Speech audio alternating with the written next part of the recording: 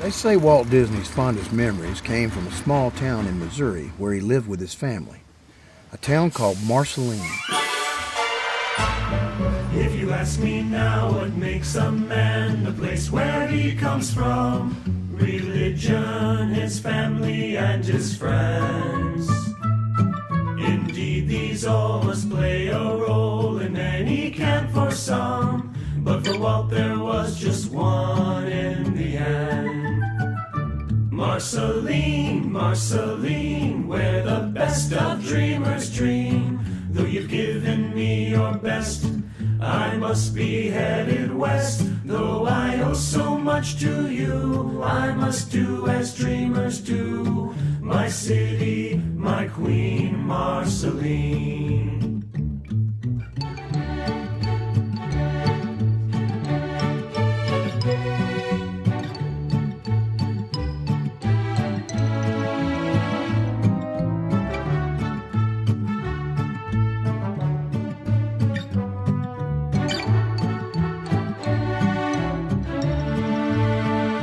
Marceline, Marceline, where the best of dreamers dream. Though you've given me your best, I must be headed west. Though I owe so much to you, I must do as dreamers do. My city, my queen, Marceline. Here comes the Disney family now. You see, Walt's parents, Elias and Flora, decided to buy a farm and move to the country there. They didn't feel safe in Chicago anymore. It was the place where Walt was born, but the turn of the century brought with it a rise in crime. This boy, named after the family's local pastor, was unlike anyone America had ever seen. They just didn't know it yet. And Flora and Elias certainly didn't know it. But moving their family to this little town in Missouri would change American history. Flora! Hey, first and foremost, let's give thanks to God for getting us here safe. Amen. Amen. Roy, go to the luggage cart, get our bags and trunks. Walt, I need you to go find Mr. Kaufman, his horse and buggy. Flora, can you get some water from my canteen, please? Walt! Walter! Walter! No one could have imagined that what Walt was seeing would end up being such a big inspiration to him later in life. Walt's eyes had just witnessed their first glimpse at what really was Main Street, USA. Wow. Walter! Yes, sir. Sorry, sir. Yes, sir. Are you ready to see the farm? Yes, sir. All right, my absent-minded son. Try to keep up with Roy.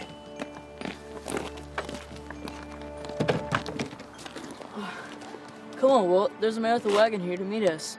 See, people are real nice here. I think I'm gonna like it here, Roy. You haven't even seen the farm yet. I can already tell. It already smells a lot nicer, people are a lot nicer, and the sky's a lot nicer. Come on, Walt. Walt Disney was known to say that more things of importance happened to him in Marceline than had happened since or were likely to in the future. What do you think, Ruth? Boy, this is the life. Life. No, I mean, ain't it pretty? Pretty. It's not the city, get it? This here's the country. Country. Golly, can't you come up with anything on your own? Oh, brother. Sister. Even through cold winters, Walt would find a way to entertain himself and his family. You see, Walt was interested in the arts and adventures from a very young age. And well, it looks as if he's about to create his first masterpiece. Look, Ruth, paint. Huh?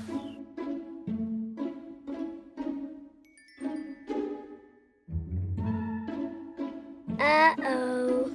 Don't worry, Ruth. It comes off. It's just paint. All we need now is paintbrushes.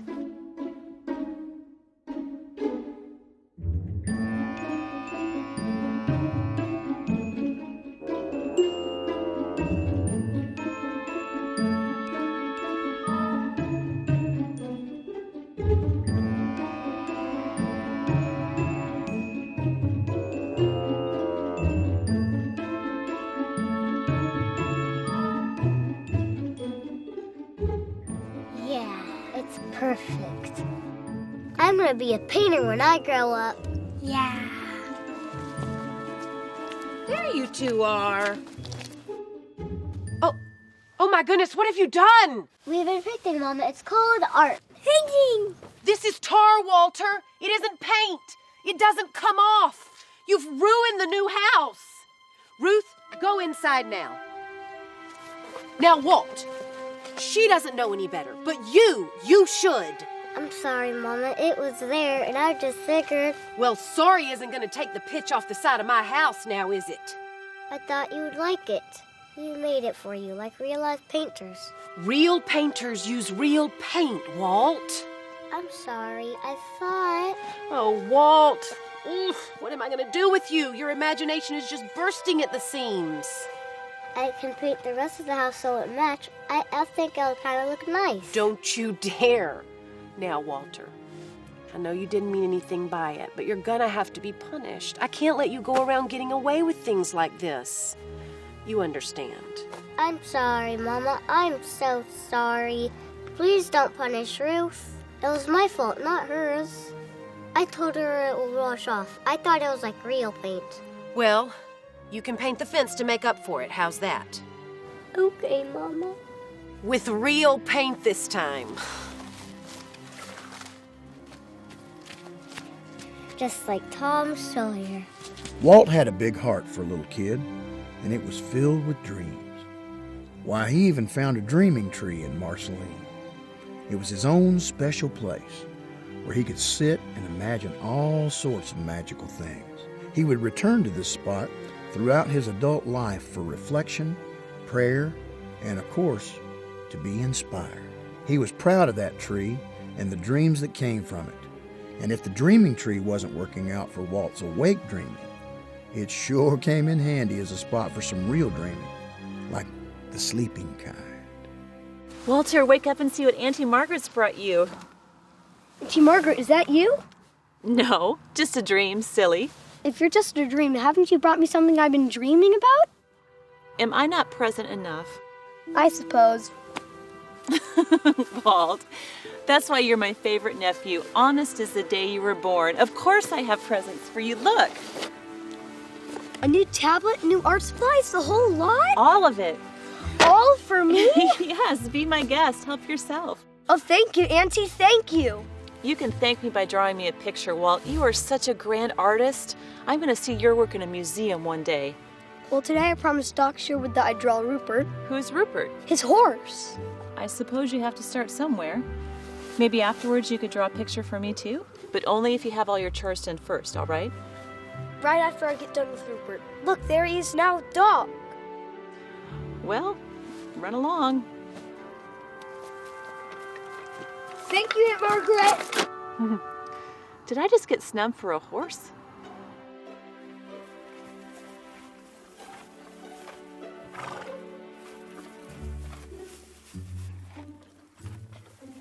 Sorry. Do you think you can still draw him while he's acting this way?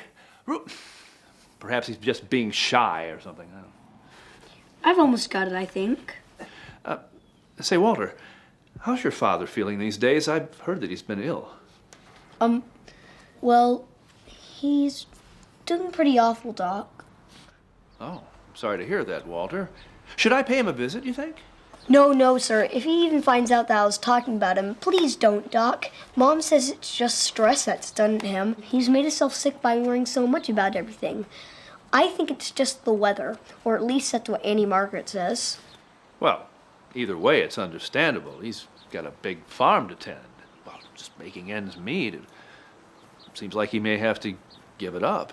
Oh, no, sir. We all love the farm. Heck, what would Marceline be without Walt Disney, right, Doc? well, it certainly wouldn't be as colorful, but... Well, as much as Rupert and I would hate to see you go, well, sometimes in life you have to give up things you love. It just makes sense to move on. I'm not going anywhere, Doc. This here's my home. Well, home is where the heart is, as they say, Walter. Well, my heart is in Marceline. Well, I know that, Walter. I know, but, well... Perhaps you should begin to think about... Excuse me, sir. I hate to be short with you, but I've got other pictures to get to. Here we go. all done.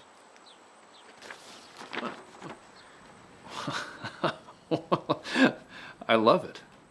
It's magnificent. What a talented young man you are, Walter.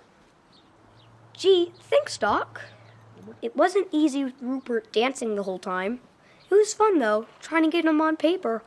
With the way he moved, well, being still would have been too easy. Well, it's exceptional. I'd like to frame it and put it in my house. Really? Yes, really. Oh, now, here's a nickel. Now, I think that's a fair exchange, if you'll agree, of course. Wow, Doc, I would have just given it to you. Never give your art away, Walt. No, talent like this needs to be paid for. I've never seen a patient for free, now have I? No, I guess not. Exactly. So if you're going to be a real artist, you're going to have to charge for your work. To everybody, even my mom? Well, not everyone, but the general public, yeah. Okay, then maybe just my dad. Oh, and Walter, well, if you're going to be a real artist, you're going to have to leave Marceline eventually. I mean, real artists need adventure in their lives. It's inspiration for their work, you see. I guess so. Mm-hmm. You need to see new things, meet new people, new horses even, and fill your mind full of fresh creativity. Why, you need to do that, though, away from Marceline. The artists of today are in New York City, or maybe even France.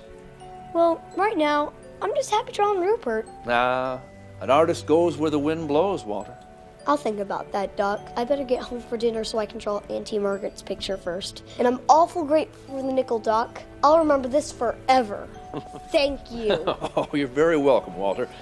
And whenever I look at this picture, I'll think of you. Well, goodbye now, son.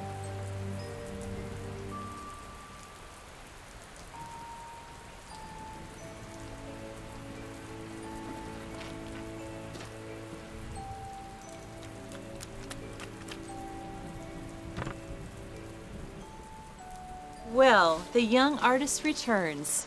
Look, Auntie Margaret, I made a whole nickel. I sold my first artwork. Of a horse? Yeah, and it kept dancing around like it was doing the foxtrot, too. Walter, you amaze me more every day. You sold your first sketch. You are a real artist now. Well, not real. I'm still just a kid. I have to wait until I'm older. Well, is that what you want to be when you grow up, an artist? Well, yeah, but I want to be something more. Like what, the President of the United States? Well, not like president in politics. I want to have the power to change people's lives somehow. Well, art changes people's lives, Walter. How? Art has power. It has the power to make us happy or sad.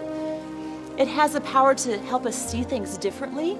Or we see something and we feel it too, and that helps us know we're not alone. Art can challenge people. It can change people. Wow, that's what I want to do. Well, you are off to a magnificent start. And if I can get paid to do it, well, Doc said I shouldn't give away my art for free. Well, you have to listen to your heart on that one. But you have to listen to your stomach, too, because a man has to eat, and it takes money to buy food. Speaking of which, we had better head in for dinner before your dad sends out a search party. Yeah. And Auntie Margaret? Yes. These are for you. Oh, Walt, they're beautiful. They look so real I could almost smell them. Thank you. No, thank you, Auntie Margaret. For what? You're the only adult that talks to me like I'm a real person. Well, you are a real person. I think. I mean, aren't you? Of course I am. You know what I mean, Auntie Margaret. I know what you mean. We are kindred spirits. Yes, kindred spirits. And if there was another adult Walt enjoyed being around as much as his Auntie Margaret, it was his Uncle Mike, the steam train engineer. Ever since he took that first train ride when he arrived at the station in Marceline, he was hooked. He even said himself that one of the prides of his life was his Uncle Mike Martin, who was an engineer on a train running from Marceline to Fort Madison, Iowa. After all, if you can't be an engineer yourself, the next best thing is to have a relative who is one. and young Walt was expecting him any minute. Say there, guy. What you doing on the tracks? Don't you know there's a train coming? Why, sure I do, mister. That train coming is engineered by my very own uncle, Mr. Mike Martin. Is that so? Sure is. Wait and see. Well, could you wait and see from up here? You're making me a bundle of nerves sitting on the track like that. I don't want to end up in the Marceline Herald as the man who ignores track napping kid just before he was squished. Ah, shucks, mister. I'm just listening for the train is all. Listening for the train? Ain't that why a train blows its whistle? Gosh, mister. Haven't you ever listened for the vibrations on a track? You can hear a train coming from miles away. No fooling, huh? You want to try? Well, golly, you aren't afraid, are you? Who, me? No, I'm not afraid. Been meaning to brush up on my train vibration studies.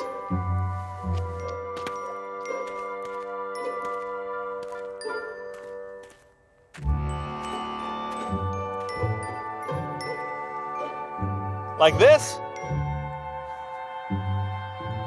I don't hear anything. Patience is a virtue.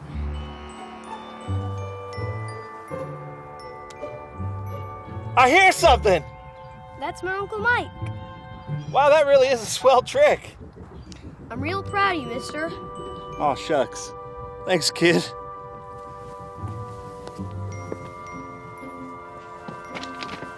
Now I'll always know if the trains are running on time. Mister? What's that, kid? You might want to skedaddle.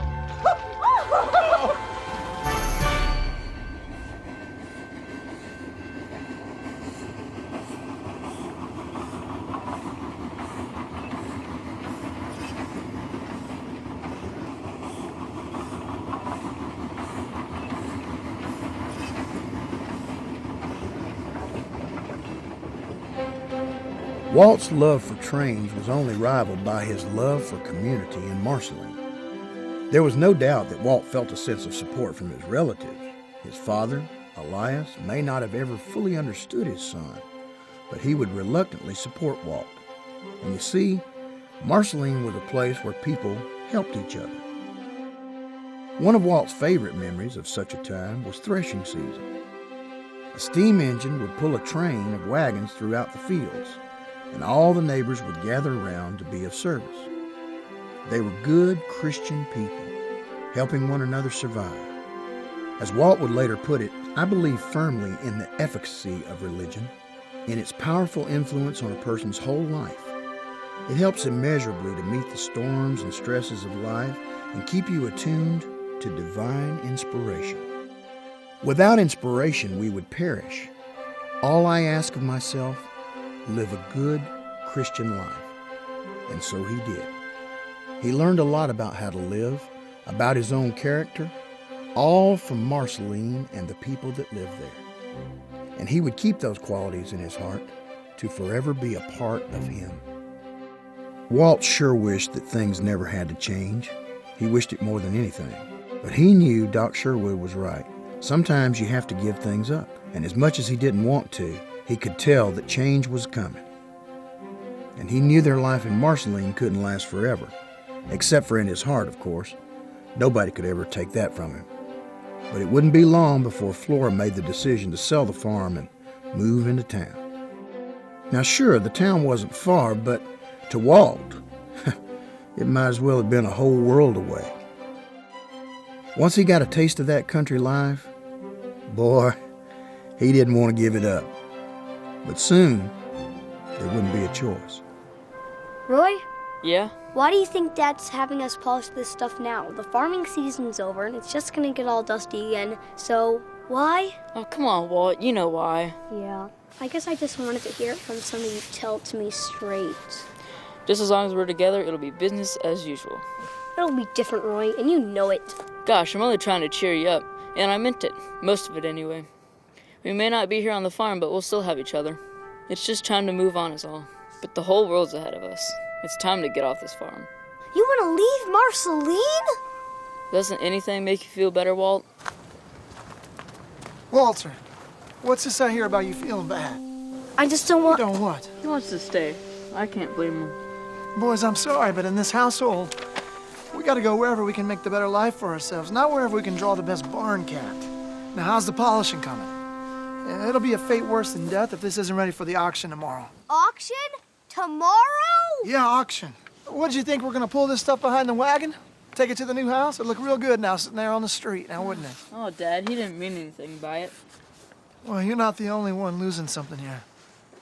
I've worked hard for this. All of this. We know you did, Dad.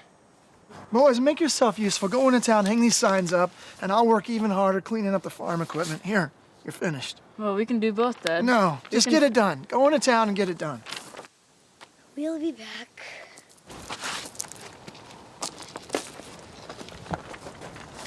Boys, listen, make sure you're home in time for dinner. Your mom's making something really nice. It'd be great to be together as a family.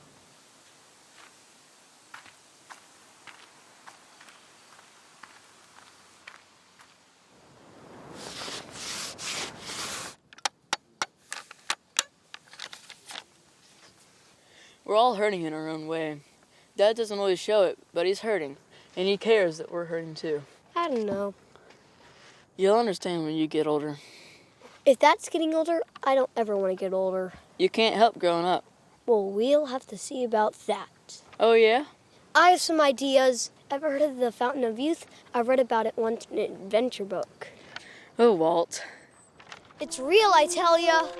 It was a sad day indeed. Everything Walt had come to know was changing, and would just keep on changing, as life has a tendency to do.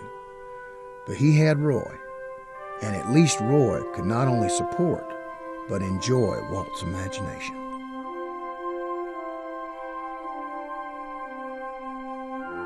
The family moved into a small house in town where Elias could get better while Walt, Roy, and Ruth would finish school. Walt actually enjoyed that house. It was cozy, and the family was always together. That he could get used to. School was probably the only thing that remained the same. Even Marceline was changing. The streets were paved now. There were automobiles, a big old movie theater, and just before the family left, there were real electric streetlights. Walt's small town had become a city within itself. You see, nothing is really immune to change. But in Walt's heart, it was. He would always remember Marceline in his own way. Years later, in a meeting, he spoke of it fondly, saying, "That's what it is, a feeling of freedom with the animals and the characters that live out there. That's what you experience when you go out into the country.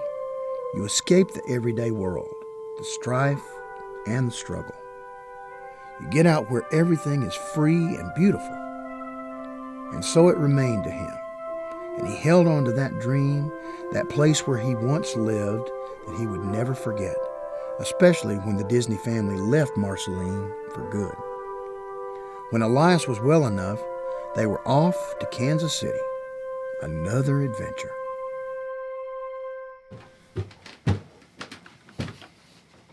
Boys, listen up. I have a job for us. What is it? Yeah, Dad, what is it? Well, it's a paper route. A paper route? That's a kid's job. It's anybody's job as long as it pays money, Walter. What's it pay? That's more like it, my industrious. On this job, it pays $3 a customer. How many customers? 650. On foot? Yes, on foot. How many blocks? 20 square blocks. Say, Dad, I don't want to gum up the works here or nothing, but I can't carry a third of 650 papers. I don't even know what that is, and I'm sure I can't carry it. Well, that's why I got us carts, Walter. So how much will we get paid? You, Roy, will be making a stipend. Walt here will be making an allowance. And I'll be investing Walter's allowance for him. Say, what do you mean investment? That's not money. It's better than money for you, Walt. Trust me. Well, that's an interesting idea, Dad, but I'd rather take the money instead, please. Walter. Well, I'm sure you would, Walter, but that's not going to happen. You will listen to what I'm going to say. I will be investing the money. I don't need you wasting all this money on frivolous things like toys and candy and art supplies. But... No buts. Listen, we start at 3:30 in the morning. But I have school. Well, then you better get up in time to get your paper route finished before school starts or you're going to go hungry. But No more buts. Lights out. 3:30 in the morning. 3:30. Gosh, if it wasn't that enough that he's making me work with no pay, to add to insult and injury, he compared my art supplies to candies and toys. Oh, come on. You'd probably use your money to buy more shares of the Ozell Company. Heck, maybe he'll run the place one day, then you can work from there. But I don't care about none of that stuff. I want to be an artist. See, I've been drawing all my life. What are you laughing at? You say like you're 1,000 years old. I got as much of a chance as anybody. Let's just try out this paper out thing, okay? It doesn't mean you have to stop drawing. Okay. And I can always buy you candies and toys with my money. I don't want you going all the way to the store on my account, Roy. Why don't you just go ahead and give me the money? Good night, Walt. Good night. And Roy, thanks. Don't mention it.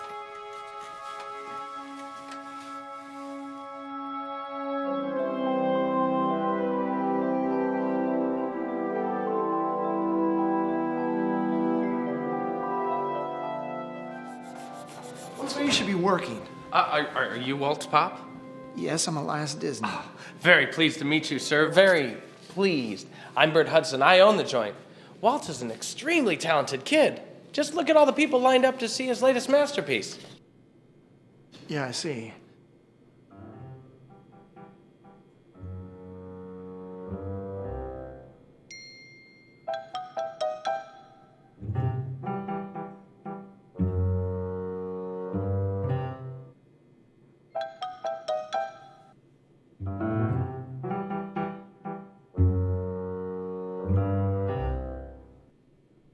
It's a slow day.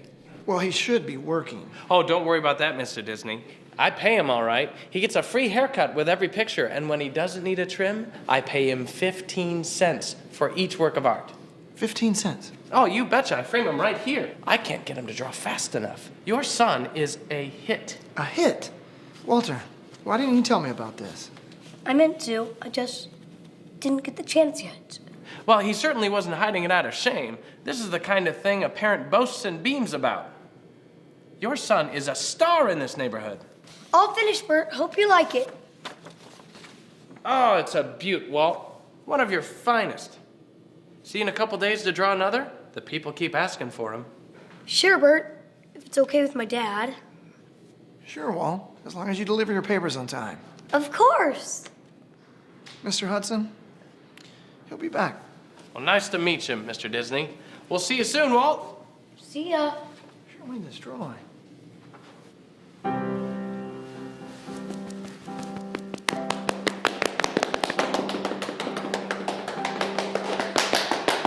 Cease mannequin, Master Disney. Indeed, Walter, what he said. Hey, what did you say? I have no idea. I just felt that young Master Disney deserved a compliment in a different language. I have no idea what language that was. Thanks, Oscar. Thanks, Jen. Walter, did you just call this man Jen? No, not Jen. Perhaps you heard young Walter say Jim. Or Tim. Or Tom. Although Jen would be best. I think so, but only if it was the tiniest drop in a tall glass of tonic water being sipped in front of a super Bella. Fragile, mystic, especially all ferocious. Walt Disney. Illustration. Exactly, nothing better. See, young Master Disney, your work is unfit for plain old words. Someday, people will stare at your work and just not have words. So they'll invent them, or you will, because you're that good. Walter, please don't encourage him. Oh, we don't need any encouragement. We've got enough motivational oomph. Yes, we've got enough motivational oomph of our own, just like Walt here. Motivational oomph.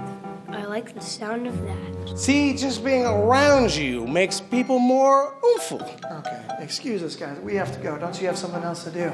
Why ruin a momentous time? I'm sorry, sir. I don't think you understand. We've known young Master Disney since the beginning. I don't think you understand. I am young Master Walt's father, and I need to speak with him by myself, if you don't mind. Father, huh? I guess that kind of trumps our standing with Walter now, doesn't it? Well, we'll always be outside that window looking at your art, unless nature calls. Or unless we're looking at your art in a museum. But it would be his museum, of course, the Disney Museum. He wouldn't share it with anyone. Walter. You are a true vision artistarian. Au revoir, young Master Disney. Here, I made a drawing for you. Thanks, young Master Disney. Well, do you guys like it? Yes, we like it. I could have done better.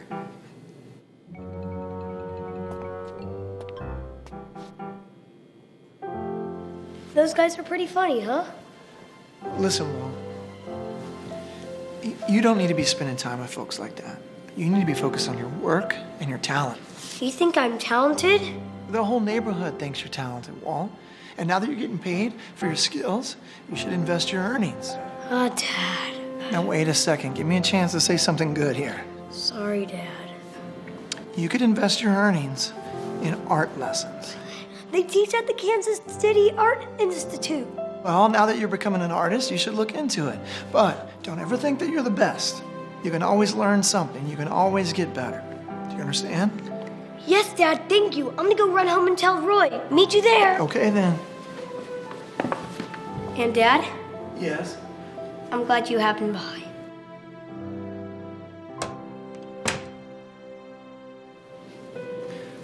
Me too, son. Me too. Roy! Where are you? Roy! I got ideas, Roy! Roy! I got an idea. Not again. No, look at this. All right. It looks nice. It's Electric Park. It has games, it has rides, it has everything. So what's the idea? We open up our own electric park, okay? Forget about going to Chicago with Mom and Dad. Actually, well, I've been meaning to talk to you about something. No. Look. This place is pretty great, you know. It has stage shows, log rides, a lot of lights, but it's missing something. It's missing something. It's missing imagination. It's missing us. I drew it all out right here. We can open up our own park. A Disney park. No one is going to come to a Disney park. Yes, they will. Look, I drew a layout right here. Hey, no. Let me speak. This is important. Well, this sounds serious. Sure it is. I want to be leaving in a few weeks. What do you mean where are you going? I joined the Navy. Yeah, with our country at war, I can't just sit around and do nothing when I know I'm able to help. What about me? This is for you. This is for you and every other American in this country. I mean, I'm doing this so that you can continue to live a safe and free life. Don't you get it? No, I don't get it. I need you here, Roy. What am I going to do without you? Come on, Walt. Look at you. You're doing great. You're getting paid to draw. You're taking art classes. You're a swell kid, all on your own. You don't need me. Yeah, I do, Roy. Yeah, I do need you. You're my family. And I will still be your family no matter where I am. I'm your brother whether I'm sitting next to you or on the other side of the world. Hey, let me put it to you this way. I need an adventure. A real adventure, the kind you read about in history books. You know, the kind that takes you to different parts of the world to see different people, different places.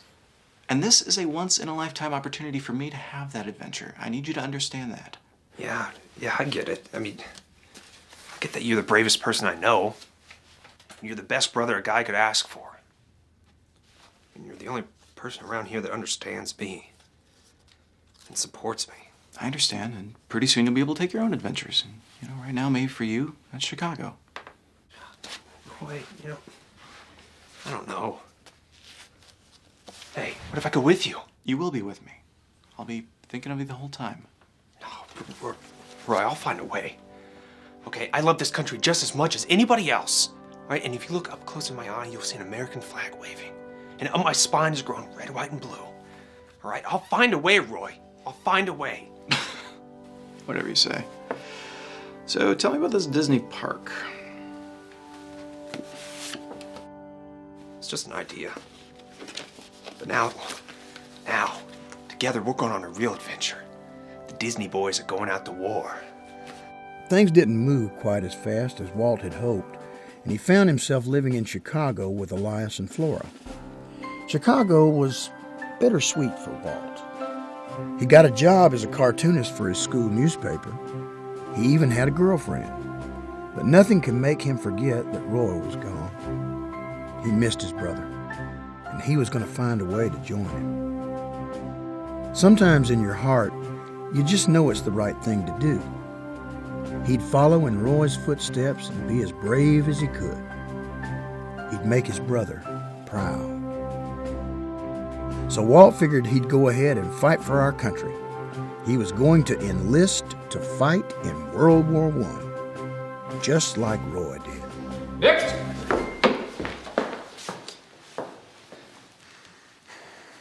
Mr. Disney.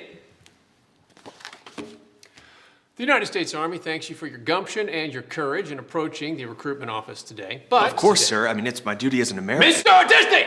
Yes, sir. At ease, Mr. Disney. Listen, kid, you're 16 years old. Under the selective service law, I can't take you unless you're 18. Got it? Excuse me, sir, but I think my pride as an American makes up for those years. I mean, my willingness to get out there and fight with our fellow countrymen. I mean, I have bravery bursting out of my soul. Doesn't that count for anything? We appreciate your bravery, but that doesn't mean I can break the rules for you. Sir, do you have a brother? Yeah, 3 of them. What's that got to do with anything, Mr. Disney? Well, it has a whole lot to do with me, sir. I mean, my brother's out there. My brother's out in the fight. And there's nothing I would want more than to be out there with him. His name's Roy Disney. And he's full of courage and a love for America. And I have as much pride for him as this country. I mean, I just want to get out there and show him. Surely you understand that. I do understand. And in 2 years, I'll be real proud to call you a soldier. But until then, my back's against the wall, kid. Rules are rules. I'm sure you can understand that. Yes, sir. Next!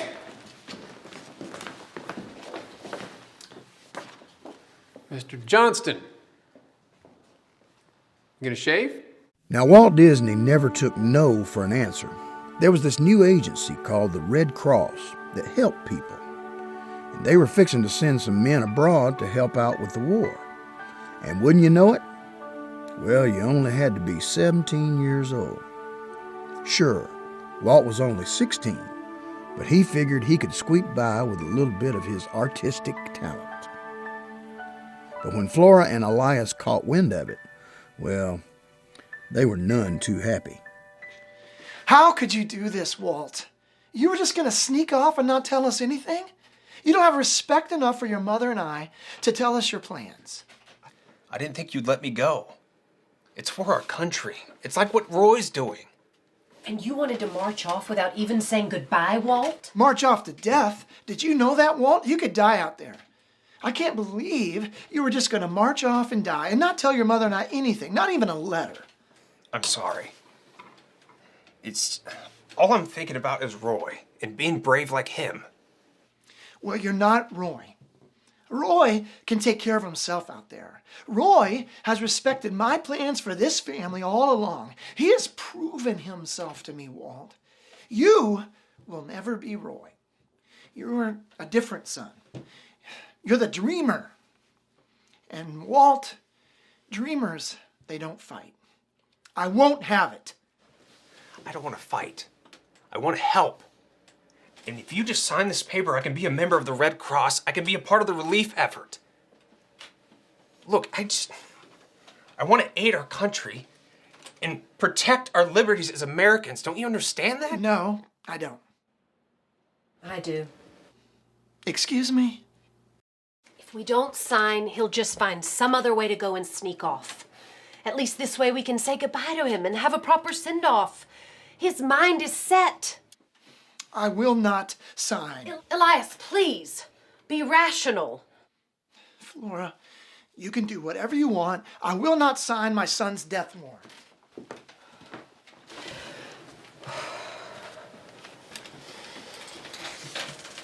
Sorry, Mom, I should have told you. Yes. Yes, you should have. But even if you did, your father wouldn't have allowed it. Still, it would have been the respectful thing to do. It's just I miss Roy, and I wanted to do something to make him proud. I mean, America's important to this family, and if this is the war to end all wars, they're gonna need some dreamers. It's okay, Walt. I understand. Now, where do I sign? Welcome to the American Red Cross training facility. You gentlemen are what we like to call the ambulance corps. Preparing for war is an understatement. There are so many disturbing and grotesque things that you will see on the field that you will probably want to run away like girls, but you can't. You have taken a vow to be a part of this corps. You will have to stand your ground in the field and be men. As they say, war is hell. So welcome to hell. Your trucks, your vehicles, will be hosts to thousands of lives, and many of which will be lost depending on your driving abilities. Well, let's just hope and pray that your host doesn't become a ghost host. Welcome to the American Red Cross. Prepare for blood and the French. Now, Walt had won the battle, but he hadn't won the war. The United States did that without him. But Walt got shipped off to France to be part of the ambulance corps anyway. There were still relief efforts that needed to be taken care of, and it was now his duty to go ahead and take care of them. Now, Walt got to see all sorts of things in France. It was a whole new sort of experience for him. Here he'd never left the Midwest, and now he was traveling around an awful lot. This small-town boy was quickly turning into a man. Time seemed to move slower in France, and it was at this point where Walt was introduced to cigarettes. However, just like when he was a boy under the dreaming tree, he found comfort in art. And just like before, it was on an unlikely canvas.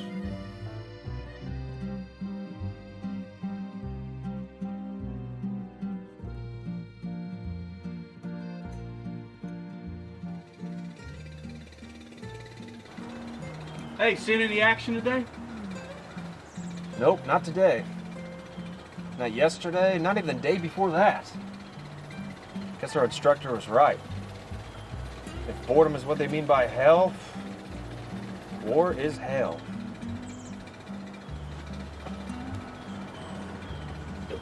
Hey, fella, those are some pretty unique funnies you got out there. Thanks.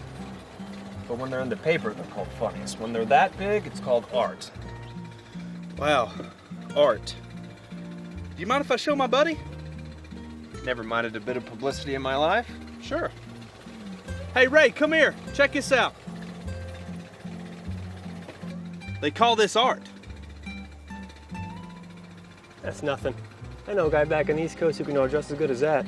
He's dating my sister. Well, he ain't here, is he? No, but... Oh, but nothing. What'd you say your name was again? I didn't, but it's Disney. Walt Disney. Well, my name's Jim. This is my buddy, Ray. And do you think you might be able to draw a couple of things for our meat wagons? Well, sure I could. I can draw something for you, your gals, whatever you need.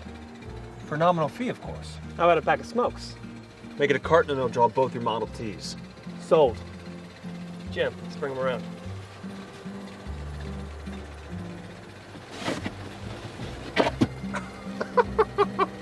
Doc Sherwood was right so many years ago. Walt needed to see the world. And just like he predicted, France was where much of his art was perfected. But by the time Walt returned home to Kansas City, he was a chain smoker. So naturally, he needed a job to pay for his newfound habit. He had always wanted to be an actor or an artist, but as he put it, it seemed easier to get a job as an artist. Walt was crushed. And who better to turn to for advice? Why, Big Brother Roy, of course. Roy had been working at a bank, and Walt rushed right on down to tell his sad tale. A co-worker of Roy's knew about some fellows who ran a commercial art shop called Pestman Rubin, and they were looking to hire an apprentice. Roy got Walt an interview, and boy, Walt could have kissed him. Roy! I love you, brother mine! Hey, okay, you're welcome, all right? Just show up to the interview with your best portfolio, so I'm gonna knock their socks off you. You'll do the trick, okay? I know you will. Roy O. Disney, you are the best brother in the whole world! You are the best bank teller in the whole world! It was a pleasure, and you have great staff in this bank. Just. He's an artist. But not only did Walt land the gig at Pestman Rubin, but at a whopping $50 a month. He always went after his own dreams, the dreams he'd had ever since his Auntie Margaret had given him his first art supplies, and she was just the woman Walt wanted to tell about it.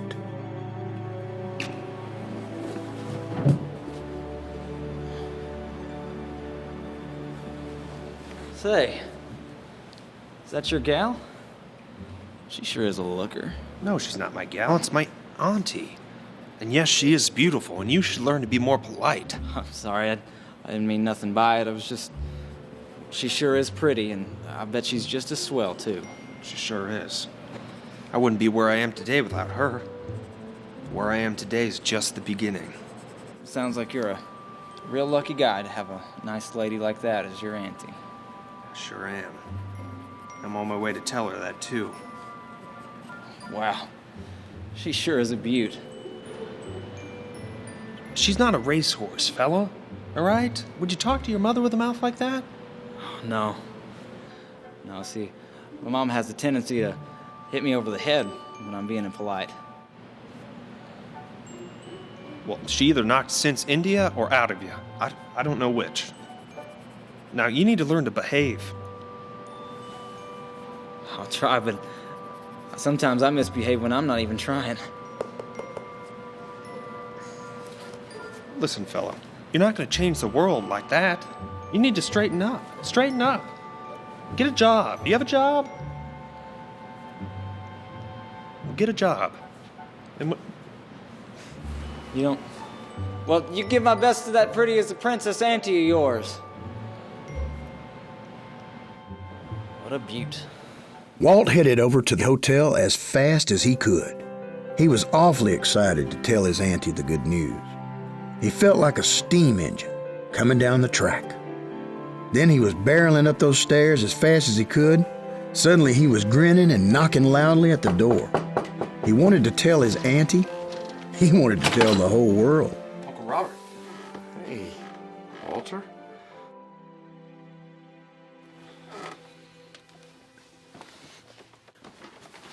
Auntie, you're never going to believe it. They're paying me to draw pictures. I got a job at Pestman Rubin. They're paying me $50 a month. I'm a real artist now. And it's all because of you. Who is it, Robert? Auntie Margaret, it's me, Walt. It's our nephew, Margaret. Elias's son. Walter. Who is it? I don't understand. Auntie Margaret, it's your favorite nephew. It's Walt. I mean, you gave me my tablet, my drawing supplies. I mean, if it wasn't for your encouragement, I wouldn't be an artist. I mean, you used to rave about all my pictures. I'm tired. I think I'm gonna sleep for a while.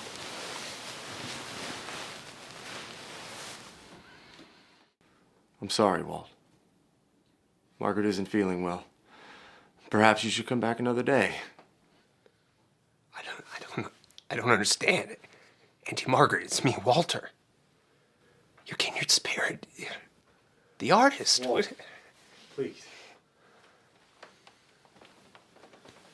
Come here.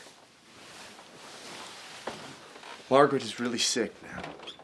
The doctor says that she's fighting off pneumonia. Now, she's been getting forgetful lately. Please, don't take it personally. Surely she would remember me if I could just talk to her for Walt, 1 minute. I'm really sorry. Truly, I am. But I'm going to have to ask you to leave. Margaret needs her rest. You understand. just want to thank her for encouraging me to draw. Walt, please, please. Please don't make this any more difficult than it already is. Oh, gosh, I'm sorry. I didn't mean to be a trouble. Is it okay if I say goodbye? I mean, please give me that. I'll be quick. I just want to say goodbye. Sure, Walt. Go ahead.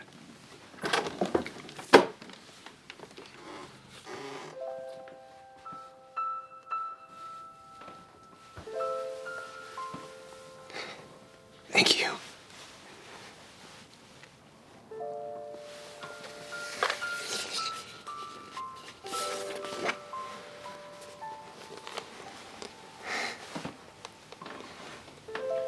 Hope she gets better. It's good seeing you. It's good to see you too, Walter. Give my best to Eliza. Who is that, Robert? No one, dear. No one.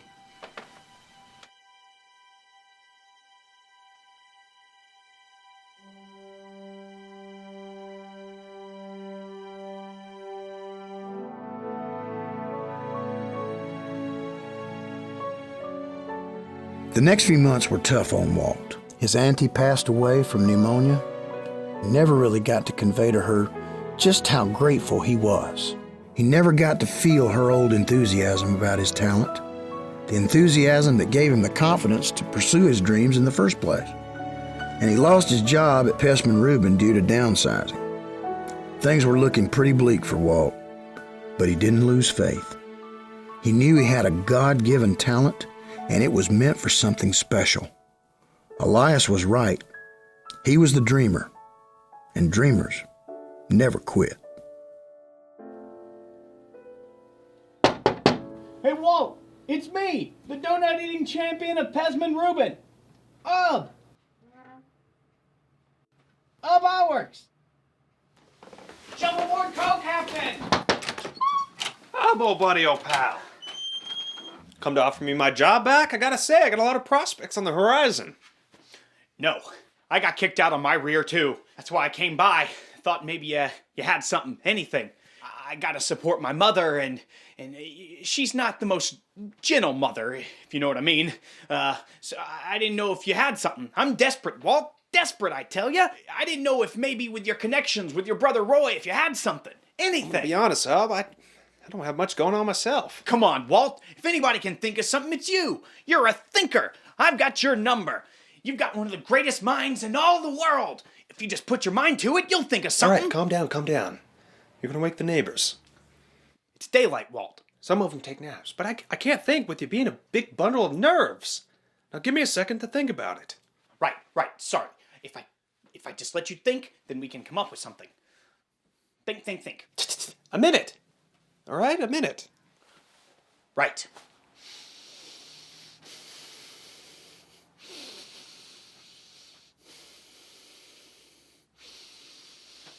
Can you breathe a little quieter?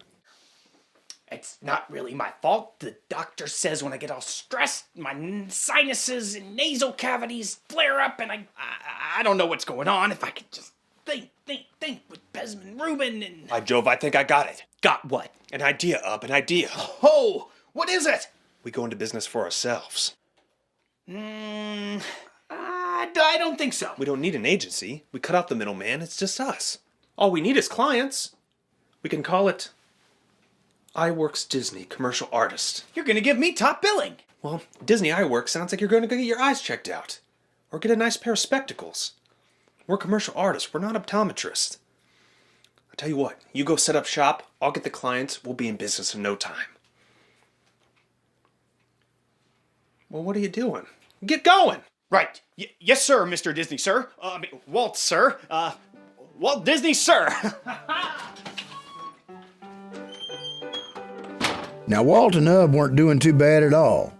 Walt did the sales pitches and got enough clients to afford them their own office and plenty of profit. The iWorks Disney Commercial Artist Company was in business all right.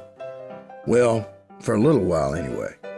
You see, Walt got a job as an animation cartoonist at the Kansas City Slide Company, and he left Ub in charge of their company. Ub wasn't much of a take-charge kind of guy. Things went downhill pretty fast. And soon enough, Ub was asking Walt if he could get a job at the Kansas City Slide Company too. So that was the end of the iWorks Disney Commercial Artist Company and the beginning of learning a new kind of drawing, animation. How it began might seem a bit primitive, but remember, you have to start somewhere. So first, an animator draws a picture. Then they cut out whatever parts are going to move. And they tack those movable pieces onto a board with a little pin. Snap a picture, move the piece a tiny bit, pin it again, snap a picture, move the piece again. Well, you get the picture. Now this is how they ran the animation department where Walt worked at the Kansas City Slide Company. But he'd heard of a new kind of animation. Cell animation. It was a whole lot more creative, a whole lot more inventive, a whole lot more Walt Disney. Wow, like we done with the place. Roy, I'm gonna make magic in here. I borrowed this camera from Mr. Cogger, and I'm gonna be making cell animation. It's the hottest thing out in New York right now. It's gonna revolutionize the way animated films are made. Well, it's not what Elias had in mind when he built this garage, but I'm sure he'd be impressed to see him making moving pictures in here. Yeah. I'm onto something big here, Roy. I can feel it. It's so modern and exciting. And I'm good at it, Roy. I'm good at it. No, you're good at it. You're good at anything you put your mind to, but can you make something out of this? I mean, if you can make some money at this, some real money, you should open a business. Roy, old brother of mine, you're talking to somebody who's already procured himself an interview with the king of Kansas City showbiz. Frank Newman? Yeah, Frank L. Newman, the owner of the Newman Theater on Main Street, seating 1,000 seats in Italian Renaissance style. I illustrated their programs when I worked at Pess and Rubin, so I already had an in. I told them about the laughgrams me and the fellows were working on, and they liked the idea. Said Mr. Newman would love to see him. And what's a laughogram, exactly? Well, you know how before a movie begins, they show a few minutes of a newsreel? Yeah, sure. Well, it's just like that, but with moving cartoons. Okay, just imagine like a commentary on something that's happening in the city. You know how everybody complains about the transportation being so slow? Well, we show a lady sitting there, waiting for our trolley, and the next thing you know, a flower's growing up around her hosiery. Yeah? Well, here, show me. All right, you only have to paint the background once, okay? Anything that moves is put on the forefront of a transparent celluloid. But if only one character's talking and the other's standing still, you only have to move one character. And then you just use a stationary cell for the other. Here, let me show you.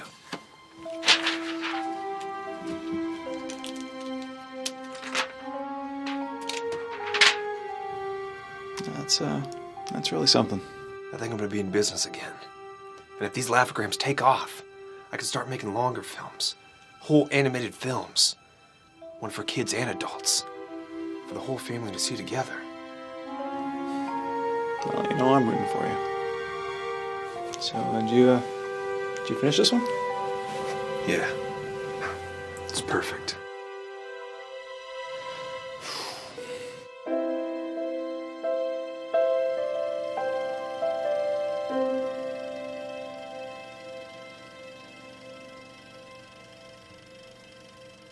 Now, these are the bee's knees, Mr. Disney. I mean it.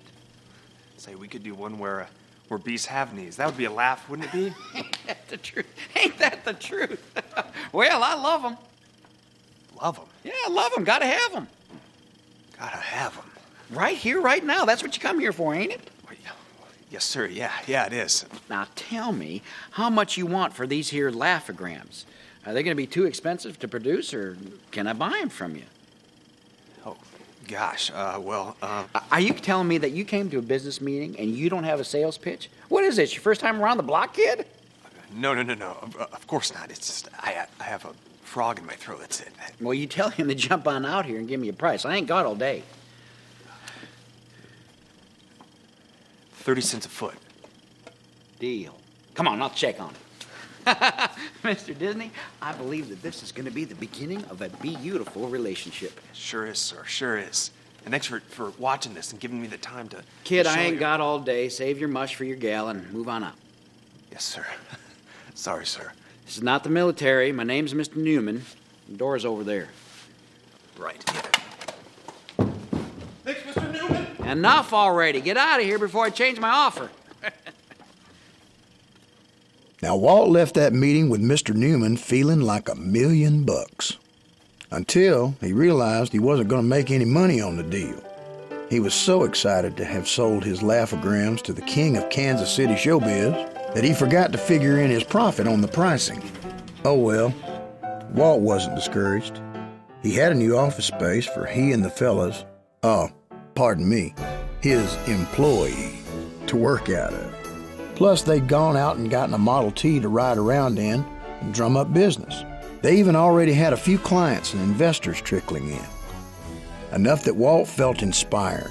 And when Walt felt inspired, well, he was still working on it long after everybody else went home.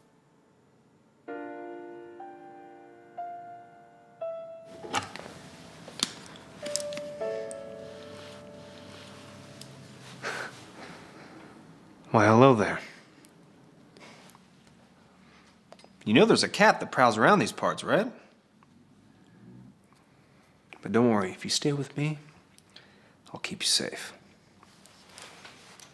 Just as long as I feed you, huh? Well, I didn't know I was talking to a business mouse. Well, I'm happy to have the company. You know, since we're newly acquainted friends, I should probably tell you, I'm gonna change the world. It all starts right here. I know a lot of people say that, but, you know, I'm gonna do it. I'm gonna do it. Go ahead and finish that. I got work to do.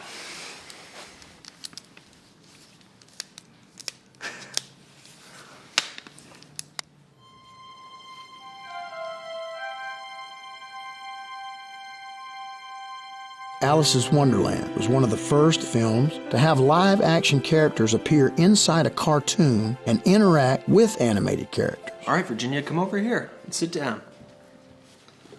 I want you to look at my drawing pad here. You're not going to see anything. I want you to imagine. You have an imagination, right? Yes, sir. You sure? Yes. It's not broken or anything, is it? No, sir, I was imagining last night for today, and I was supposed to be sleeping, but my mother got mad. Oh, well, I hope we meet your expectations. So, Virginia, for this scene, I want you to look at my drawing pad and imagine that there's a doghouse, okay? Okay. There's this scuffle going on inside, okay? And the dog keeps getting thrown out. By who? Well, at the end, you find out that there's a cat living inside. That's silly. Well, then you don't have to imagine anything at all. Just remember what I told you and about how silly it is. And just think about how it makes you laugh, and then just laugh, okay? Okay. Hold on, Virginia. Fred, can you answer that, please? He's got it, Walt. Can you tell him to hang it up and leave it off the hook so we don't get any more interruptions? Sure thing, Walt. Hey, can I talk to you for a minute, Walt? Sorry, Virginia. Hey, you want to see my pet mouse? Yes. Hey, up. Show her the mouse.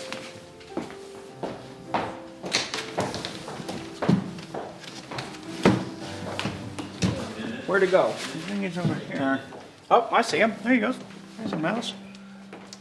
All right, what is it, Fred? That was the bank, Walt. They said we bounced our last 20 checks, including payroll. They're adding interest and fees. I mean, it's pretty bad. Do you know anybody that could help us out? I mean, one of your investor friends, maybe? No. I don't have any more investors. We're all dried up, Fred. I tell you what, let's continue working on Alice's Wonderland with Virginia.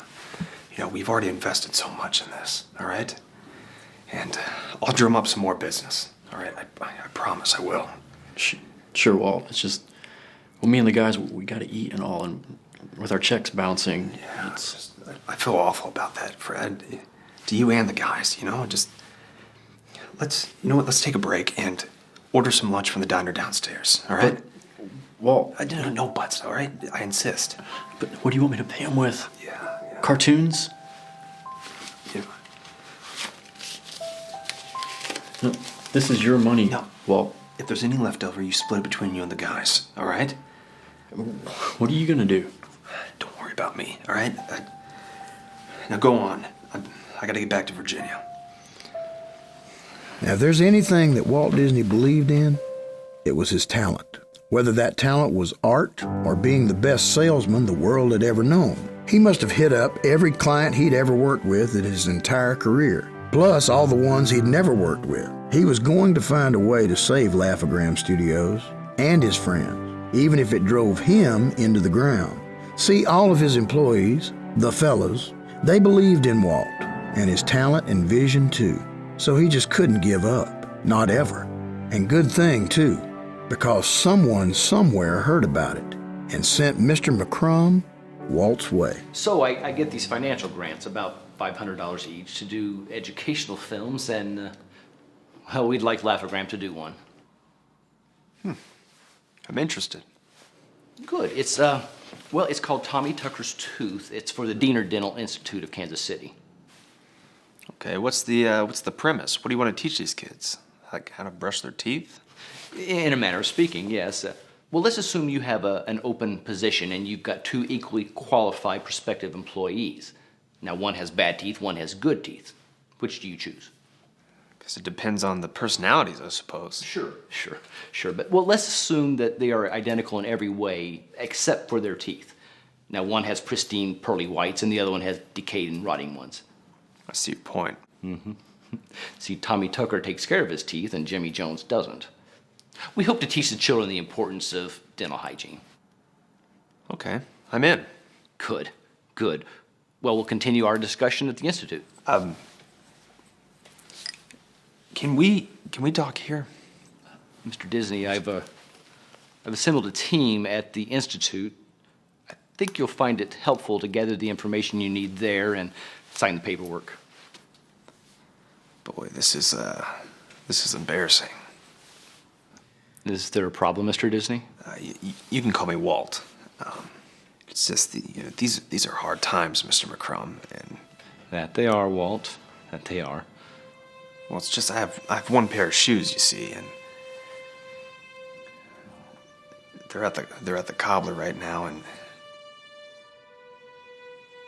I don't have the $1.50 to get them back. Not a problem at all, Walt. Well, as a matter of fact, I live just down the street from the cobbler. How about this? I'll drop you off, retrieve your shoes, and then I'll pick you up for the meeting. Gosh, Mr. McCrum, then I'll pay you back, I promise. I mean, you can take it out of my salary for the project. Not a problem at all, Walt.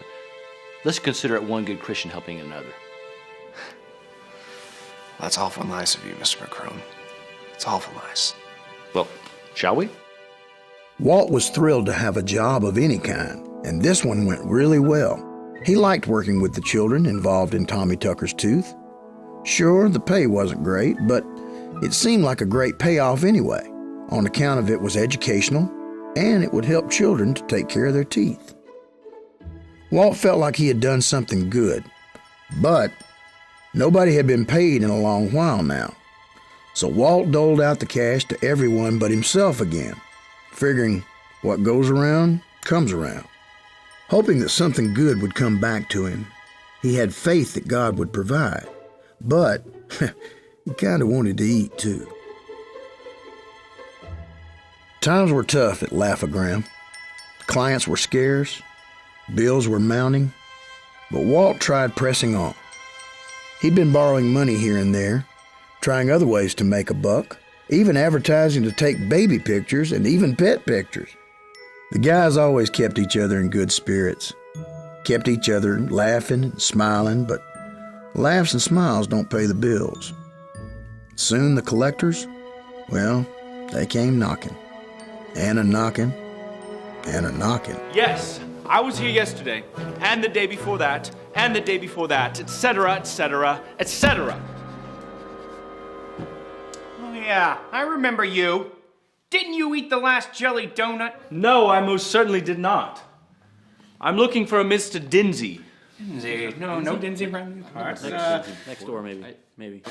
Did you try Kansas City, Kansas?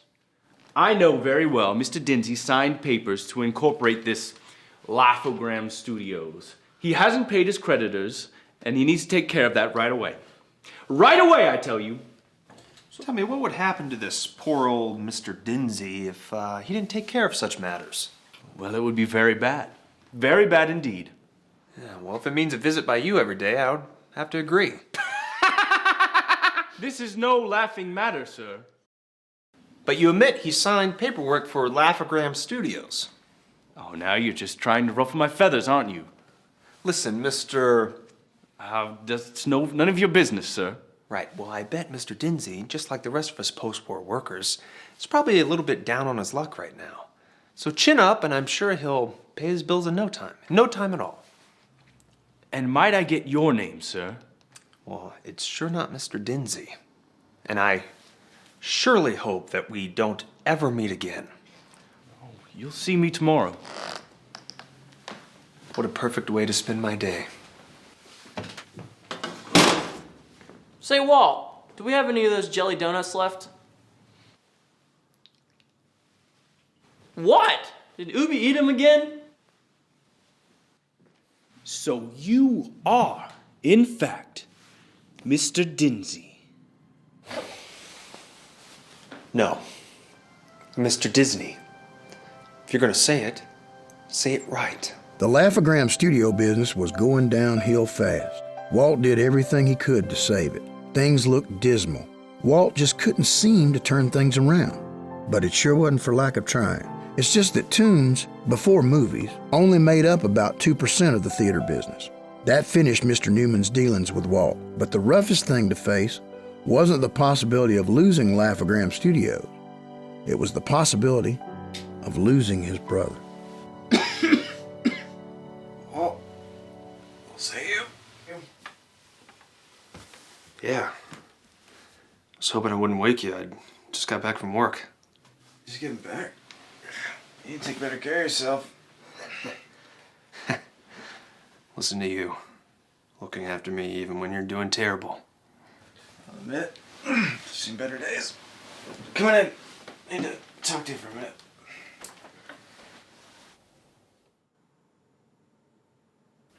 You know, I'm leaving tomorrow, don't you? Doc says warmer climate be better for me. Yeah, I forgot tuberculosis in the war. These Missouri winters haven't exactly been too kind to me. Yeah. I thought I'd see more of you before I left. I've just been working, you know. It's okay, Walt. You don't have to be afraid. Afraid of what? Afraid I'm gonna die? Don't say that, Roy. If it's my time, then by the grace of God, I'll go. I'm not scared. Well, I'm scared, you know? I mean, I don't know what I'd do without you. I can't lose you, Roy. I just can't. You're the only one around me who understands me, and maybe I'm selfish, but I'm not ready. I'm not. I'm not gonna say goodbye. I am always going to be with you, even through life and death. You can talk to me anytime you want. When you're scared or need advice or support. I'm not going to leave you. Maybe here if that's what the good Lord has planned, but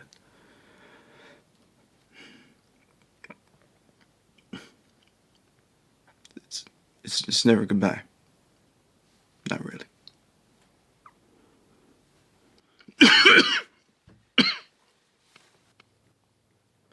Look at me.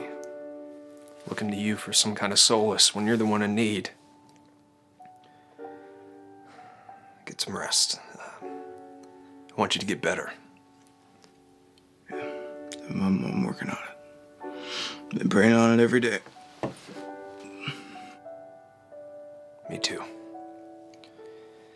Good night, Roy. Good night, Walt.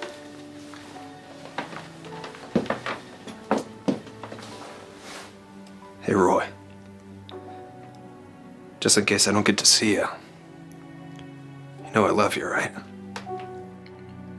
Love you too. But I'm not going anywhere. At least not tonight.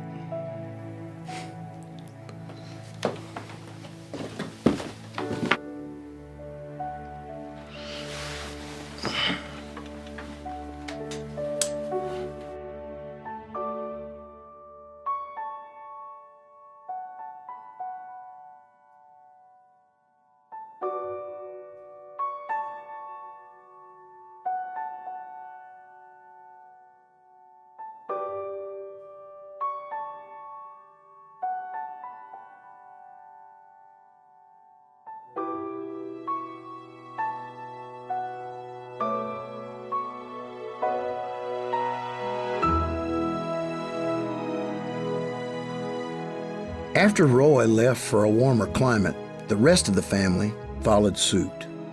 Walt had never known a time when he hadn't been surrounded by family, but for the first time in his life, he felt entirely alone. He felt lost. Just when he needed the support of his family the most, they had all left. It was the saddest time in his life. Walt was always the innovator, and Ub the artist. Maybe that's why he never gave up. He just couldn't. His mind never ran out of ideas. But he did run out of money. Walt, you okay? Oh, hey, up. Yeah. Just working on the Alice film. You want to help? Wish I could, Walt. I've got a job. I just came by on my lunch break and thought I could tell you in person. I'm resigning. I'm really sorry, Walt, but I need the money. You understand, don't you? It's okay. I understand.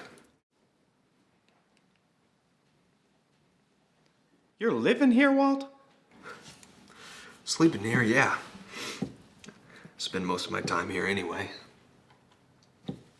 Is anybody else working here? No, just me. And, my friend here.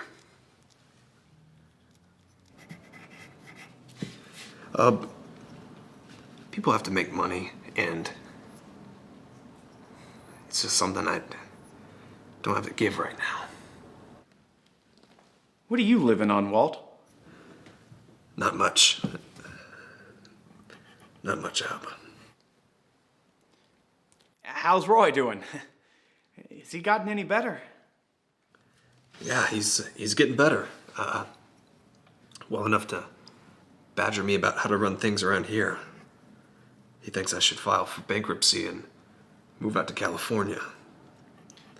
Animation's bigger out there, and says there's a real market for it. But I made a commitment with the Alice film, and I think I'm gonna try to finish it. I think you should listen to your brother, Walt. Hey, I've got to get back. What's that for? I just want you to have something to eat.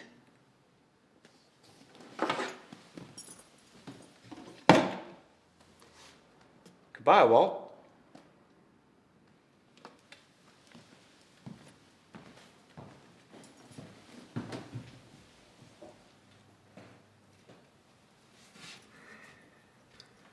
Goodbye, Hub.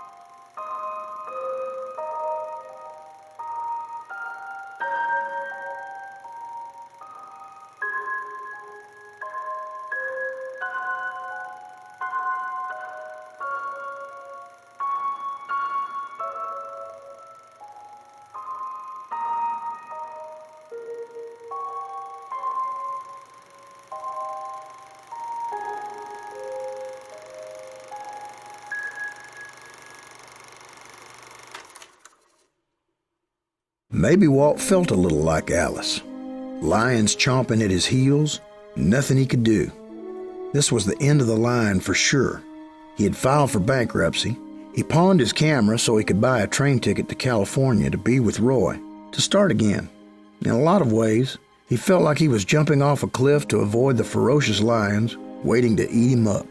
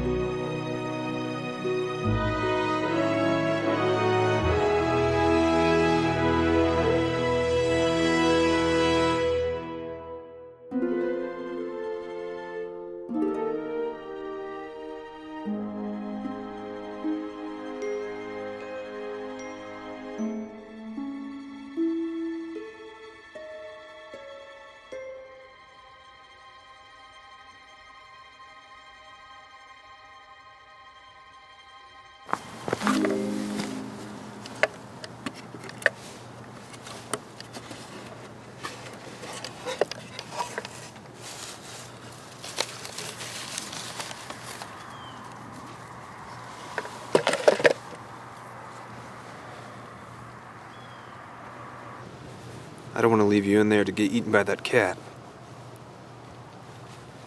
You'll have a better chance out here. You'll see. It's like my friend Doc Sherwood said when I was a kid. Sometimes you gotta give up on the things that you love. Sometimes it makes sense to move on. It hurts me too, but there's a whole world out there for you to see. You don't want to be in the same place for the rest of your life, do you? Just think of the adventures you're going to be missing out on.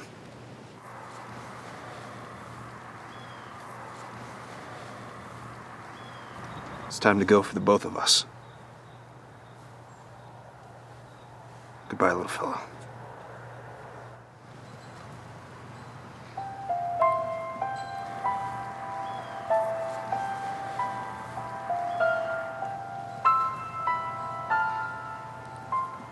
See you real soon.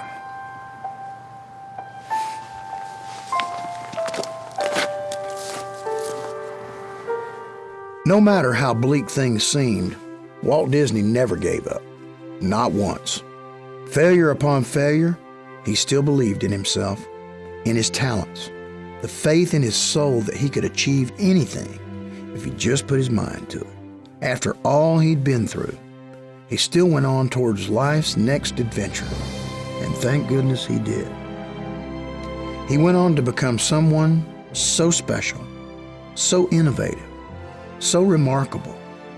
Walt Disney went on to become a pioneer in the art of entertainment, spreading joy throughout the world, creating magnificent dreams in the minds of children everywhere, filling hearts with happiness, while without this man, the world would have a lot less smiles.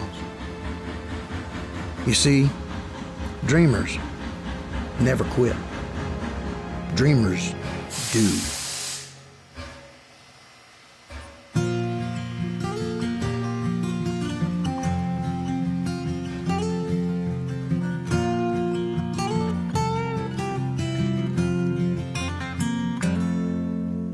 There have been some ladders I have climbed to try to reach a dream I've had in mind.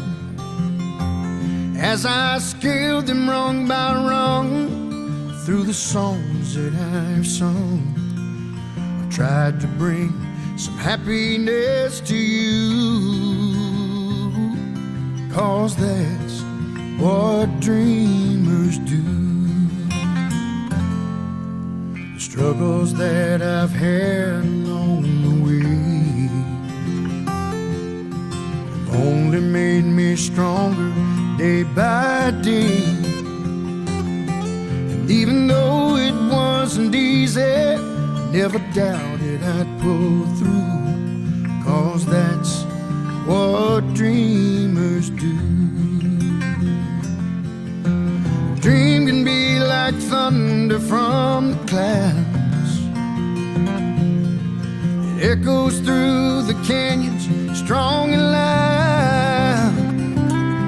And it can chase away a dark sky when a ray of hope shines through. So in a dreamer's eyes, the gray skies are always blue. That's what dreamers do. Whoa, that's what dreamers do. I'd forever journey time and space.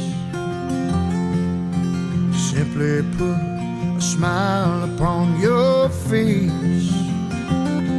And even if it took a lifetime just to make that wish come true, that's what dreams do. A dream can be like thunder from the clouds. It echoes through the canyons, strong and loud. And it can chase away a dark sky when a ray of hope shines through. So in a dreamer's eyes, the gray skies are always blue.